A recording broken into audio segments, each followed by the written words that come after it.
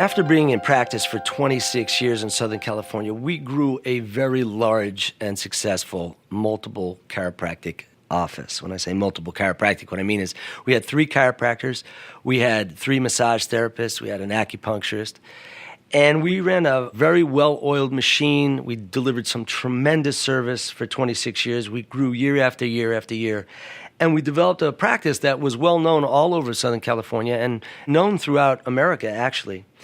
I'm often asked, what was the number one thing I did to grow that practice? If I could give you one thing that I did, and I did a lot of different things, but if I could give you one thing that I did, it was what I called the hour of power. It's a morning procedure in general that sets your state. But as I said, I had done television. I had my own TV show called Let's Talk Back. I had done TV commercials for 15 years. I was on the radio. I wrote 2 health columns for local newspapers. I obviously had a website. I was very involved in the community. I was very visible in the community. We did a lot. We did internal marketing and external marketing. Of all the patients that I got, 15% was from all that I just mentioned. 85% was from referrals. And I'm convinced that the referrals came from this preparation, this morning procedure, that I expanded into a 3-time-a-day procedure to set my state and keep my focus and keep my vision in the very forefront of my mind. So my hour of power starts tonight for tomorrow. The first thing I'm going to do is I'm going to anchor myself by laying out my clothes. So I go into my closet and I pick out all the clothes I'm going to wear and I just hang them up. It includes a tie. And I'll just tell you, for the gentlemen that wear a tie, 27% more compliance for doctors that wear ties. So for some of you, you might want to wear 2. Just kidding. But that's what I did. I laid out my clothes. I laid out my tie. This anchored me. Now I get into bed. And when I get into bed, my hour of power is going to start with an affirmation. Then it's going to go to meditation or prayer, and then it's going to go to 3 phases of visualization. So the affirmation, there's many affirmations that can be done. You can read them, and that's all fine. But your core affirmation, who you are and who you're becoming, should be memorized. And this is my belief, because as scientists, we know that habituation results in a synaptic pathway. If I ask you to tie your shoe, you'd be able to bend over and tie your shoe in a second. If I ask you to tie it a different way, it's going to take you probably 5 times longer to tie your shoe. And the reason is habitually you've done it the same way, you develop a synaptic pathway, and the firing of those synapses happen a whole lot quicker. So to expedite this procedure, we want to memorize the affirmation. The affirmation is said in the first person, it's said with enthusiasm, and if possible, with a whole lot of feeling. So my affirmation goes like this. I am a young, happy, healthy, good, successful, greatly fulfilled, loving, harmonious, abundantly prosperous, fun-filled and exciting, caring and sharing, confident, grateful, and integrity-filled creation of God's perfect love. Now, I use God because that's how I was brought up.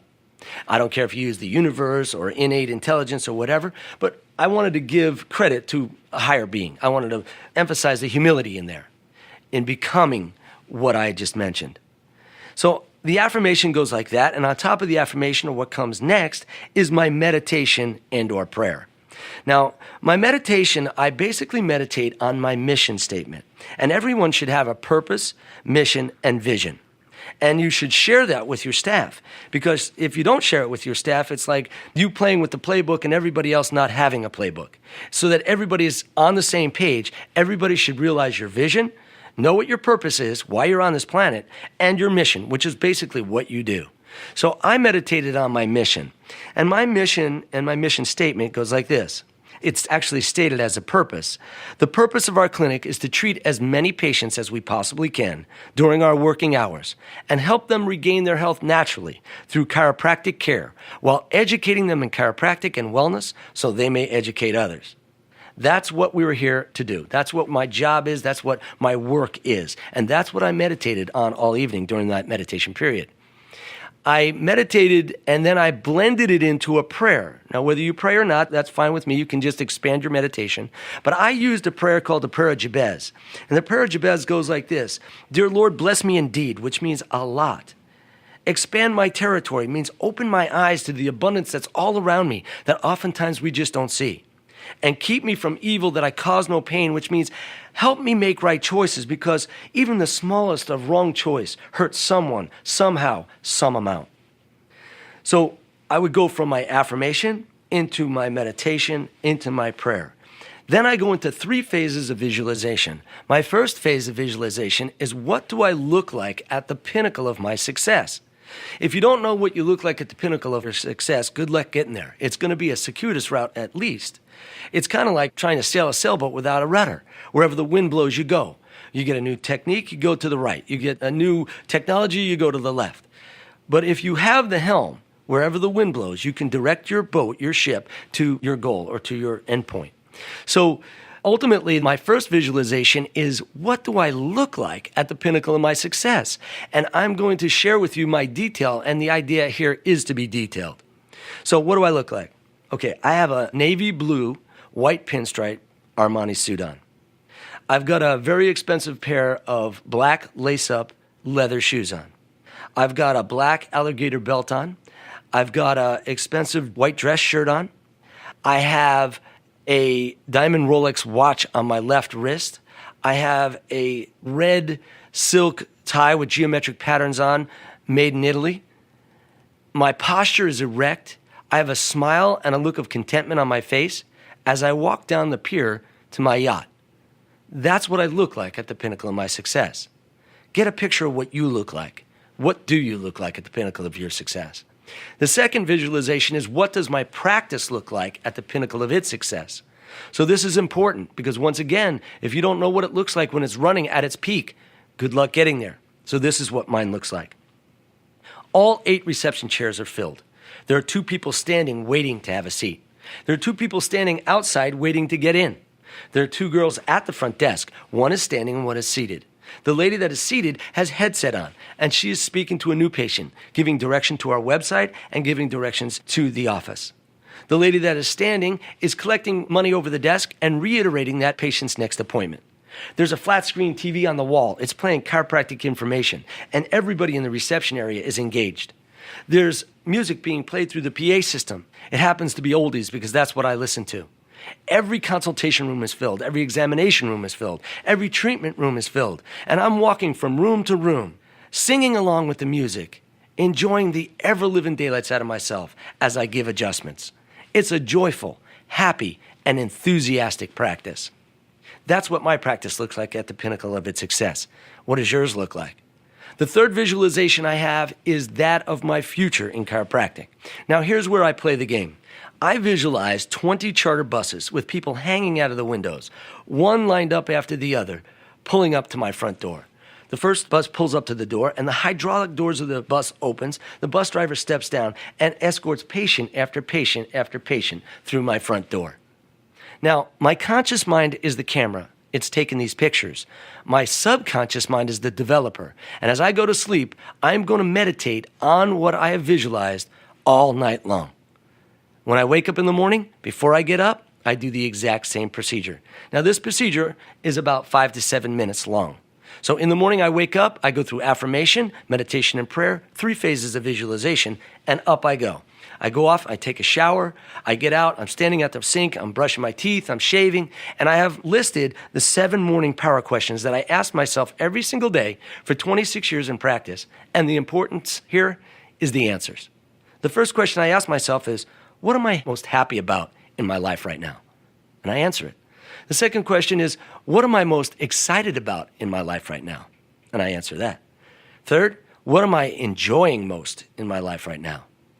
Fourth, what am I most proud about in my life right now? Fifth, what am I most grateful for in my life right now? Sixth, what am I committed to doing in my life right now? And 7, who loves me and who do I love? When I'm done answering those questions, I'll tell you I am absolutely fired up. I am ready to go. I head off downstairs and I get myself breakfast, and I eat congruently. It's important to be congruent. Just a little bit of incongruency will dilute your potency as a person and as a chiropractor. I eat congruently, I jump in the car, I throw in a CD, and I listen to something inspirational, usually something that's produced by the Master Circle, quite frankly, either Dennis or Bob or Alan. And I listen to it on the way to the office. When I get to the office, I pull into my spot, and as I grab the key, I just look up to the heavens and I say, you send them and I'll serve them. Now, this is just a way to set my state before I walk through the door. As I walk through the door, I say good morning to my staff, and I say good morning lovingly because I love my staff. I then go immediately to my desk, and the very first thing I do is I write down my daily practice goals. How many new patients I want to see, how many office visits I want to see, how many walk-ins I want, how much I want to charge in services, how much I want to collect. Those minimum 5. You might add some to that, but those 5 are what I do. It's really important that you shoot for the stars. You know, to make goals that are totally unrealistic is going to be futile. But you want to shoot for the stars because if you fall short, you land in the clouds. If you shoot for the clouds and you fall short, you land in the dirt. So you are not the sum total of your stats, nor are you the sum total of your goals. They're kind of like a gas gauge in your car. It's something that you watch while you're driving, but it's not who you are. So don't be afraid to shoot for the stars. After I write down those goals, off to practice I go. And I practice joyful, happy, and enthusiastically. Any practice that runs joyful, happy, and enthusiastically is going to be successful. Matter of fact, what I'll tell you is that you should put joyful, happy, and enthusiastic at the top of your notepad for every meeting that you go into your staff with. And check, am I joyful, happy, and enthusiastic? Is my staff joyful, happy, and enthusiastic? Are my patients joyful, happy, and enthusiastic? If there's a no anywhere there, then you got to stop and you got to correct it because it's going to be an obstacle to your success. This basically is my hour of power. I think there's some key points to it. The last thing I was talking about as far as goal setting, set you in motion, and practicing joyfully, happily, and enthusiastically is the continence of what you do. So I hope that explains my hour of power and what I felt was the number one thing that grew my practice.